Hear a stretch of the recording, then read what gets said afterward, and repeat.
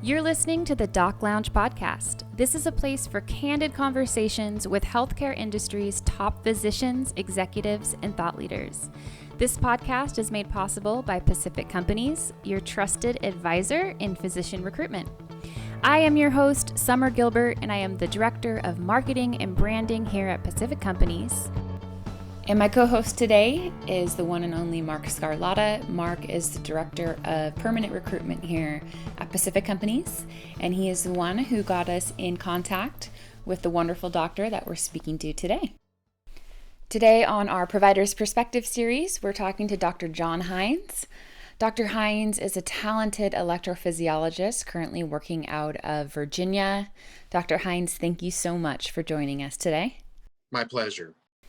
And Marc, a quick shout out to you. I know you are the reason that Dr. Hynes is on the podcast today. So thank you for building that relationship, and I'm excited to have you as a co-host. Happy to be here. Thank you, Summer. Dr. Hynes, let's start out with why cardiology, and more specifically, why did you choose electrophysiology as your subspecialty? Yeah, sure. And it's interesting because when I became interested in electrophysiology, it was still a well-established subspecialty, but at least through my training, was not a very well-known subspecialty. I think it may have been in part because of where I did my medical school training, although we had a very big medical institution where I trained there, and there was cardiology and interventional cardiology fellowships. There was not an electrophysiology fellowship, and this was back in, when I graduated in medical school, it was 1997. And I actually, went and started my residency at the University of Alabama in Birmingham, thinking I was going to do pulmonary and critical care medicine. And nowadays, I believe that the field of cardiac electrophysiology has, been around for so long, and there has also been so many major advancements in the field that I believe at this stage, the awareness of the subspecialty by even medical students is much, much greater than it was when I was coming out. So that's the difference between then and now. I ended up in the subspecialty was after I started my residency, I happened to be in a residency program at the University of Alabama in Birmingham that had, at the time, three of the premier in kind of, second generation founding fathers of electrophysiology. At the time, and for years after, even after I left, there was Dr. Andy Epstein, Neil Kay, Vance Plum in the clinical side, and then on the research side, Dr. Ray Eidecker. And these were all leaders, not just in the United States, but in the world, in terms of the field of, cardiac electrophysiology. And so during my residency, I was exposed on my rotations through cardiology to these individuals. And it was during those times that I was exposed to them that I really fell in love with this field. And it was a combination of just the personalities of these mentors, as well as the field itself. It started off with just a high interest in understanding EKGs, and not just, the bare minimum, but understanding as much as you could and trying to decipher the different possible reasons for abnormal heart rhythms. Where were these heart rhythms coming from in the heart, and how did these, electrophysiologists understand this information? So it really drew me towards them. And then with many young physicians at that time, there's always an event that occurs that really just, this is what I want to do. And that happened for me during my residency.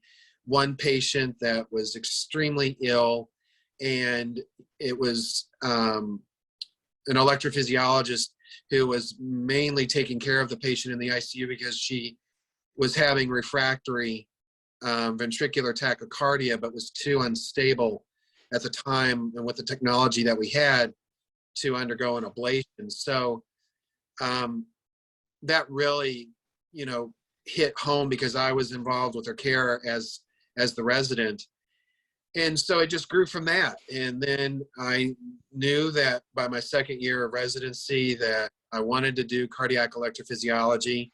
So I focused on that through my third year. And so when I finished my residency, I immediately was applying only to programs that, as general cardiology, that had electrophysiology fellowships at their programs. Yeah. So a few months ago, Dr. Hynes, I had the honor of speaking with Dr. Kamala Tamarisa, who is also an electrophysiologist practicing out of Texas. And she brought me back to the beginning in practicing and just said that cardiology was definitely a male-dominated specialty. Do you still see that today? And have you seen a rise in the amount of women going into this specialty? I don't know about going into it. In my travels, I have come across some female electrophysiologists. Actually, my co-fellow in fellowship was a female. She was an MD PhD. And, but I still would say that it's probably still a male predominantly oriented field.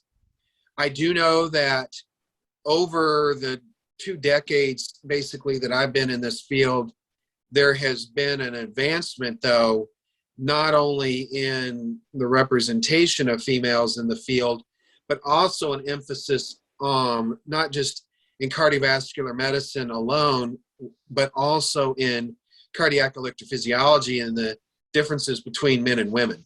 One of my mentors and attendings while I was at Penn State Hershey Medical Center was Dr. Deborah Wilbert. And she was very much involved both at the local as well as the national level through the Heart Rhythm Society in advancing both women in the field as well as the differences that should be made aware and taking care of patients based upon their gender. Wow. That's great.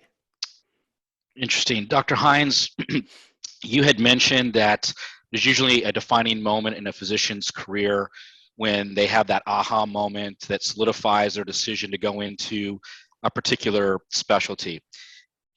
However, if you were to speak with a group of general cardiology fellows who maybe were undecided about whether they just wanted to be a general cardiologist or do a fellowship, what would you say to them to encourage them to look into electrophysiology?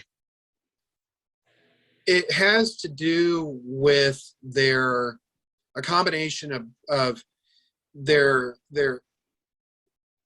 willingness to delay gratification, in the sense of its additional years of training.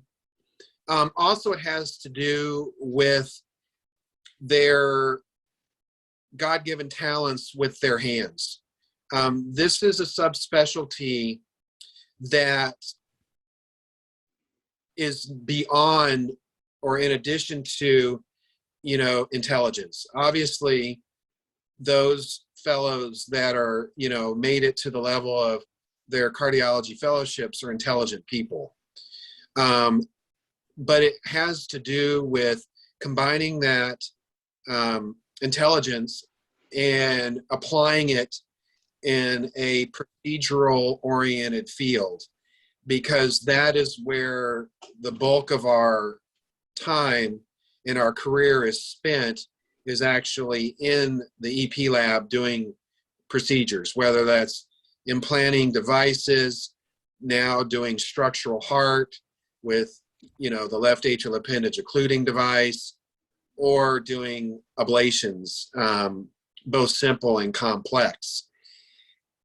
You have to have decent hands in order to do that and to do it well. And I've seen, unfortunately, in my career, there are fellows that go into this field, super bright individuals, and I'm not even too proud to say much brighter than even myself.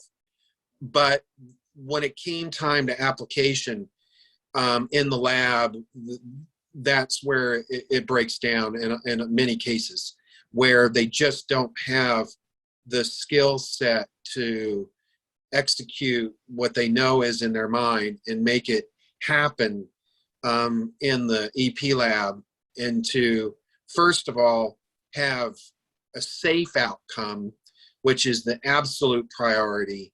Then in my professional and personal opinion, success is the secondary outcome. First you want to make sure that whatever you do, you don't do anything within your capability of causing harm. And then, you try to to achieve success and the reason you went in there in the first place.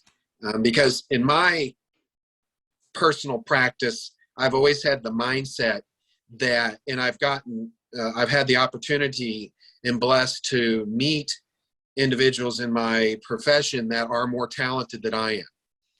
And so when I feel that, I've given it my best, or up front, that given my practice parameters and level of experience and exposure to certain things, I may just defer and send these patients to somebody who I know is both very careful, but also can do the procedure with success and accomplish both goals. Right.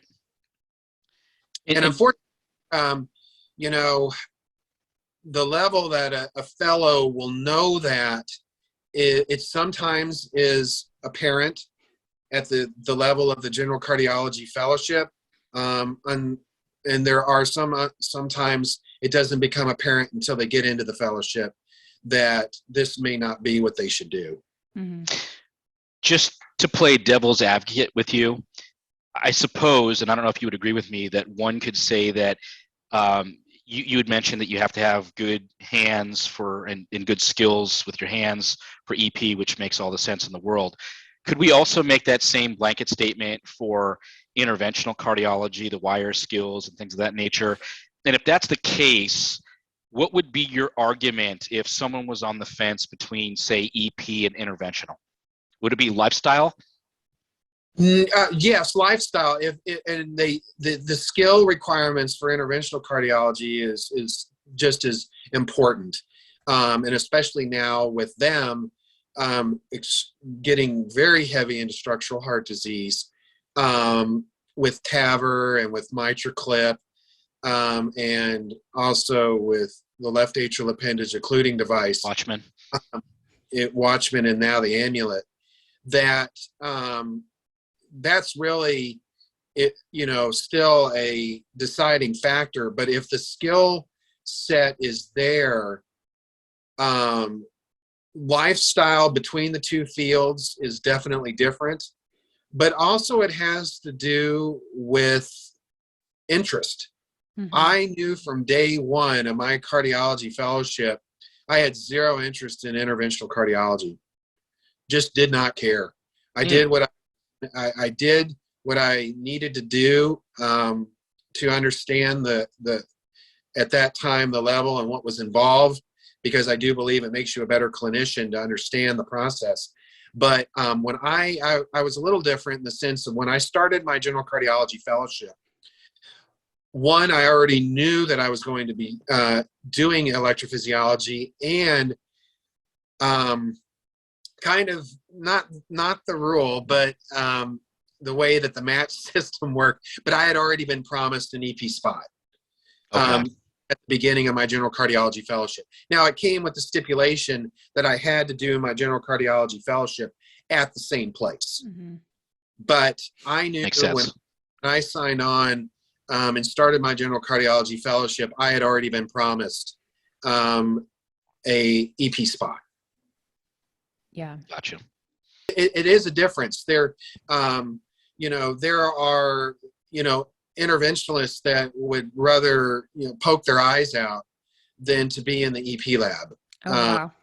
Because it's just a very different mindset between the two subspecialties. For sure. Yeah. There's been some, and I'm sure there's more, but some of the notable type of examples where there's been examples where and these tend to be older physicians that came out trained in interventional cardiology and then went back and did electrophysiology. I think he's retired now, but Dr. Seth Worley. Well, that name sounds familiar. Well, he invented the Worley catheter. Okay. And he was down at Lancaster General in Pennsylvania. And he was originally, and where he bridged his interventional skills that he had learned was in the field of biventricular pacing and defibrillator, where the placement of the LV lead was. That was an absolutely brand new field back in the late 90s and early 2000s. And he did a lot of pioneering work in developing catheters and techniques for successful placement of the LV lead. And he was blessed with that skill set from knowing different interventional catheters and wires and things along those lines that, an electrophysiologist would never have been aware of because we just, didn't have that exposure. Yeah. But that's kind of uncommon for an interventionalist to switch over to EP. But there are cases where physicians have done that, and like I said, most notably, Dr. Worley was one of those. Interesting. Dr. Hynes, over the years, I'm sure you've had a lot of interesting cases. If you were to summarize one that stands out to you in your career so far, what one would that be?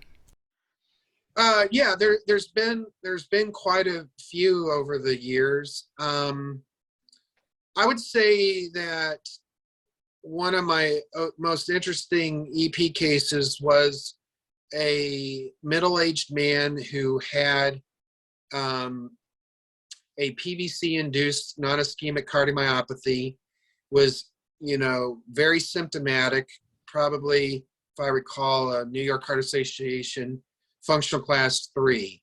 And his ejection fraction was definitely, over a very short period of time, leading towards, an ejection fraction less than 35%. So I saw his EKG and looked at it, recognized that this was most likely a papillary muscle PVC and non-sustained ventricular tachycardia that we had documented on outpatient monitoring. And so I took him to the lab to ablate this. And this historically is a difficult PVC to eliminate with radiofrequency ablation because of catheter stability at this location. And a group of EP docs down, I think, in Brazil a number of years ago had written an article using cryotherapy with a fair high degree of success, because it basically freezes to the location and it allows for a better lesion.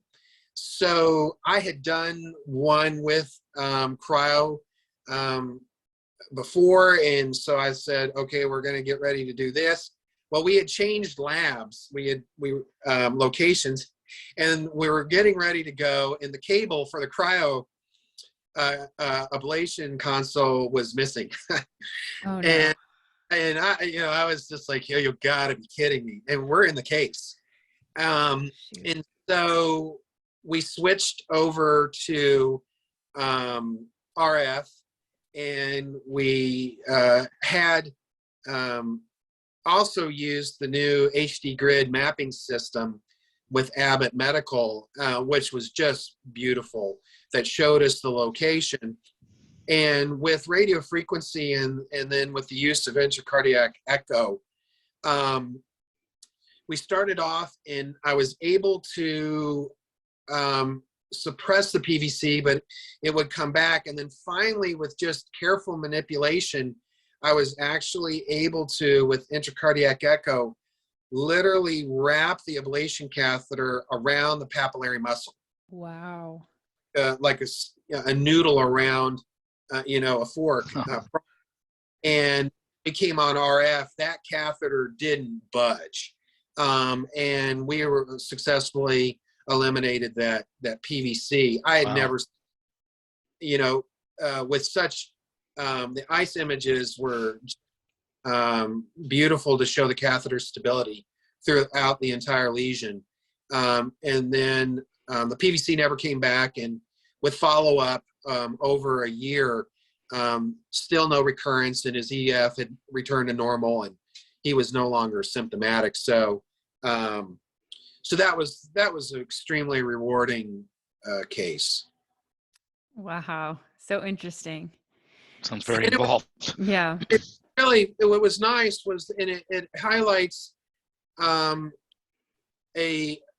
not unfortunately an uncommon, not common, but not uncommon scenario that comes up in any type of procedural related field, where either something happens with the recording equipment, you got to troubleshoot it during the case, or in this case, we thought we had everything that we needed for the procedure, and we ended up not having it. And so it teaches you how to adapt. And that's one of the things, whether it's interventional cardiology, EP, interventional radiology, surgeries, any of those type of fields, you get into something and an unexpected, challenge comes up, and you have to say, okay, if we're not going to harm the patient, we need to move forward. Yeah. The patient's, Sure. all that and the other that's gone on, and you're there. And so, you would do what you need to do to change course, and you still come out with a successful case. And that's something that, that you have to also with time learn how to, accomplish that. Think on your feet. Yeah, exactly. Exactly. And to me, that's got to be one of the most interesting things about being a physician, is that every case is so unique, and there's a lot of thinking on your feet and a lot of collaboration with colleagues, and left to center thinking that's involved in every single case. One thing I do want to ask you, Dr. Hynes, is if you had to go back to the beginning and you couldn't choose cardiology or electrophysiology, what specialty do you think you would have chosen? Would you go back to the pulmonary critical care? No, actually, no. It's a very easy answer. Interventional radiology. Okay. Good choice. Wow. Good choice. I would do that. I would do interventional radiology in a heartbeat. In a lot of ways, it bridges a lot of similarities between interventional cardiology and EP, in the sense of catheter placement, guide wires, imaging technology, probably more over in the interventional cardiology side, with regards to, angiography and stent placements. But I would do interventional radiology if I could not do interventional cardiology or EP. Just such a diversity of cases, where obviously EP, you're focused on the heart, and interventional radiology could be literally anywhere. Yeah. It can. And I was blessed. I was actually, as a medical student, where I was located, I got to, and I don't believe he's practicing anymore, but Dr. Palma's stent, or Dr. Palma's was, who was the inventor of the stent, was still on staff in the interventional radiology department where I was in medical school. And I got to watch him do a case. I was a medical student, and the patient was an OB-GYN patient with a bleeding complication, and the attending that was on was not having much success. And so they called Dr. Palmas, and he just blew in, slapped on some gloves and gown, and then done, and he walked out. Yeah. I mean, and so that was watching really the master at work. And so it was an honor to be able to get to watch him do his case. So interesting. Yeah. Yeah. I would choose if I couldn't do what I'm doing now. Good choice.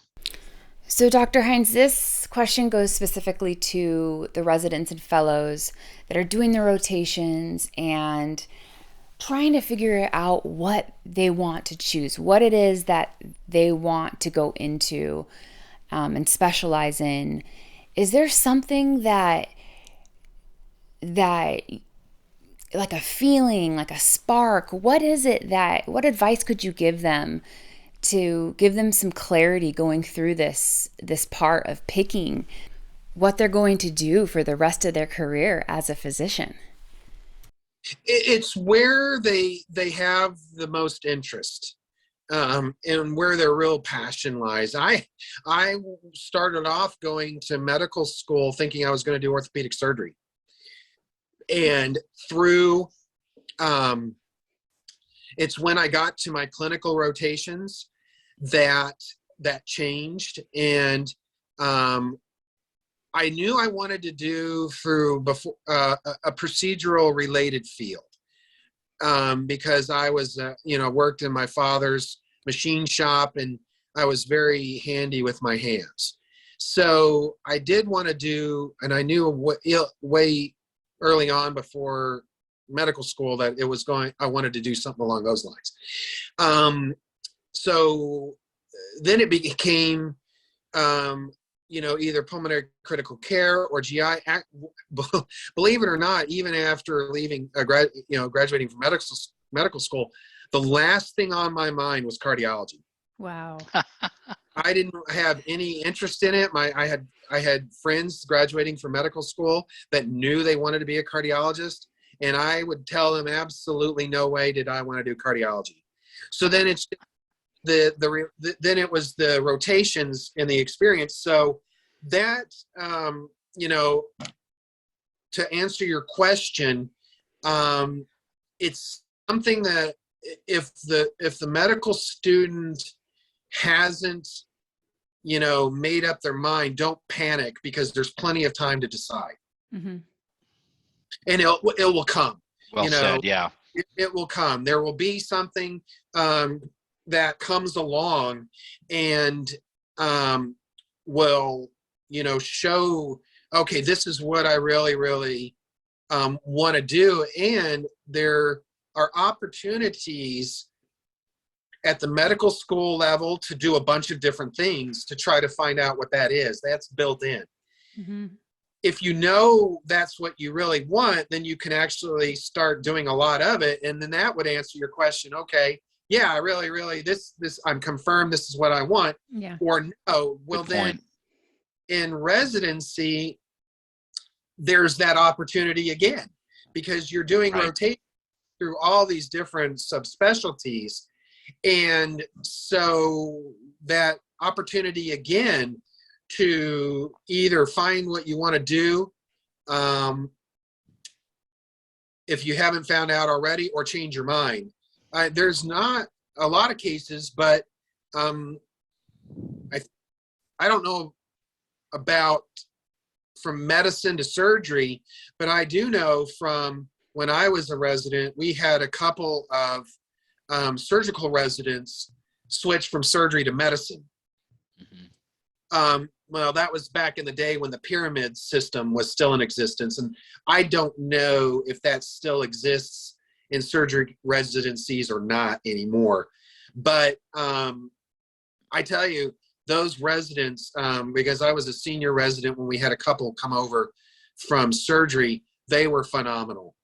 They made extremely good residents, very bright, and then also extremely talented with their hands. Obviously. So that does occur as well. Wow. That's some great insight.